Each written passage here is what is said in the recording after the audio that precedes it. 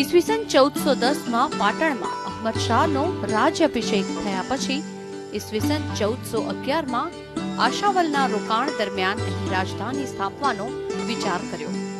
આ વિચારના અમલ માટે સરખેજના અહમદ ખટુ ગંજબક્ષની દોરવણી હેઠળ આશાવલની નજીક સાબરમતીના તીરે નગર વસાવવાનું નક્કી થયું.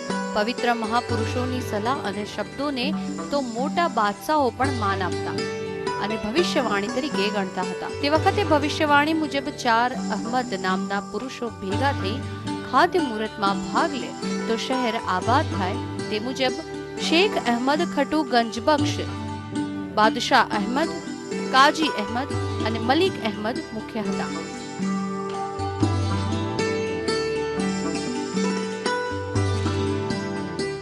તે ઉપરાંત શહેર વસાવવામાં 12 બાબા પણ હતા, જેમાં બાબા ખોજુ, બાબા લારુ અને બાબા કરામલ એ 3ની કબર ધોળકામાં છે, જ્યારે બાબા અલી શેર અને બાબા મોહમ્મદની કબર સરખેજમાં છે.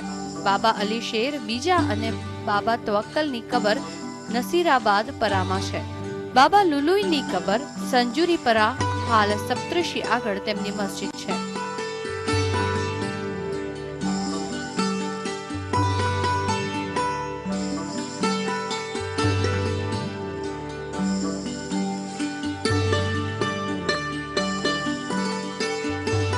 બાબા લધાની કબર હકીમની ખડકી પાસે છે, તો બાબા ઢોલકની કબર શાહપુર અને દિલ્હી દરવાજા વચ્ચે છે.